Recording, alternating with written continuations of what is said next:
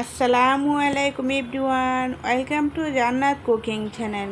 আজকে তৈরি করব এমন একটি পিঠা যা আগে কখনো খেয়েছো কি আমি জানি না, কিন্তু অনেকেই কিন্তু এই পিঠাটি খায়নি, কিন্তু অন্যভাবে তৈরি করেছে, কিন্তু এভাবে তৈরি করেছে খুব কম মানুষে আমার মনে হয়।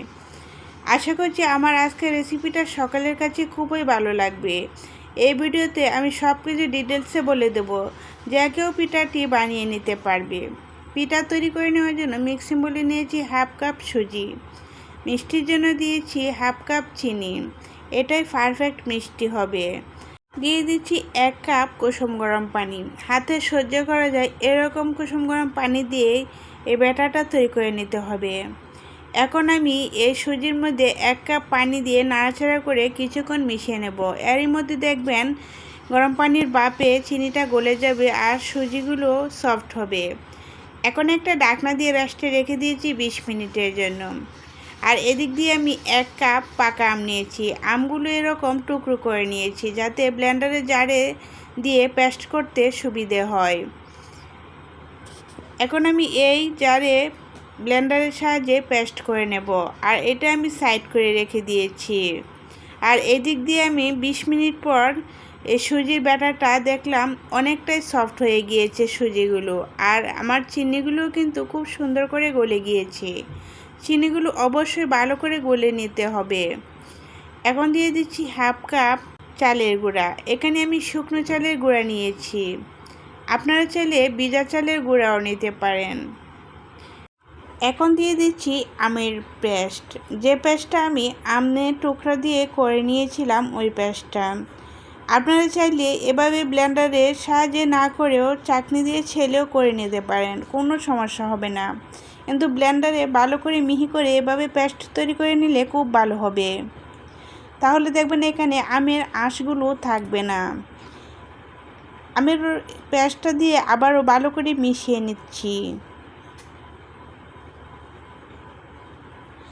এখন দিয়ে দিচ্ছি 1 কাপ ময়দা, এখানে মেপে মেপে সমান করে আমি 1 কাপ ময়দা দিয়েছি। ময়দাটাও আমি আলতোভাবে এভাবে মিশিয়ে নিচ্ছি। প্রথম অবস্থায় মনে হতে পারে ব্যাটারটা একটু ঘন হয়ে গিয়েছে, না, প্রথম অবস্থায় এরকমই মনে হবে। মিশাতে মিশাতে তারপর দেখবেন ব্যাটারের ঘনত্বটা আরও একটু পাতলা হবে। ব্যাটারটা রেডি হওয়ার পরে যদি মনে হয় আপনাদের ব্যাটারের ঘনত্বটা একটু বেশি হয়ে গিয়েছে, তাহলে এখানে আমের পেস্ট 1 থেকে 2 টেবিল চামচ আরও একটু মিশিয়ে নেবেন, তাহলেই দেখবেন সুন্দর একটা ব্যাটার তৈরি হবে।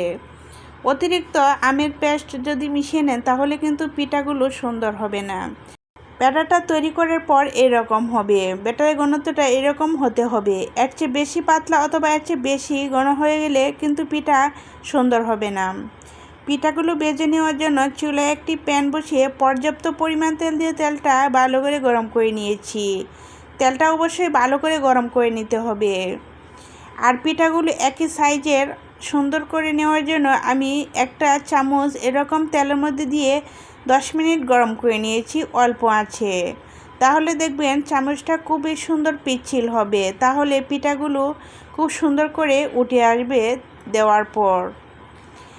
অল্প অল্প ব্যাটার দিচ্ছি, আর 1 মিনিট পর নাড়াচাড়া করে দিলে দেখেন চামচ থেকে পিঠাগুলো খুব সুন্দর করে সরে যাচ্ছে।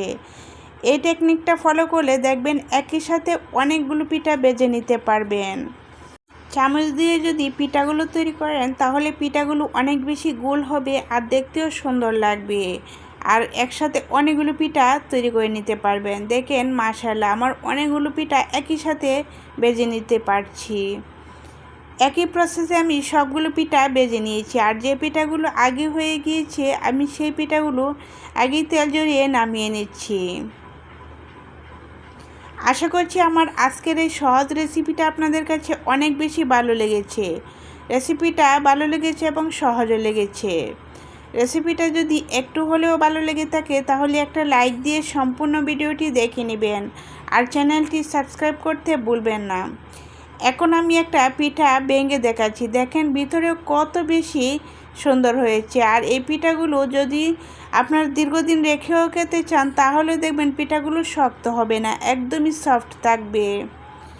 আজ তাহলে এ পর্যন্তই, আল্লাহ হাফেজ।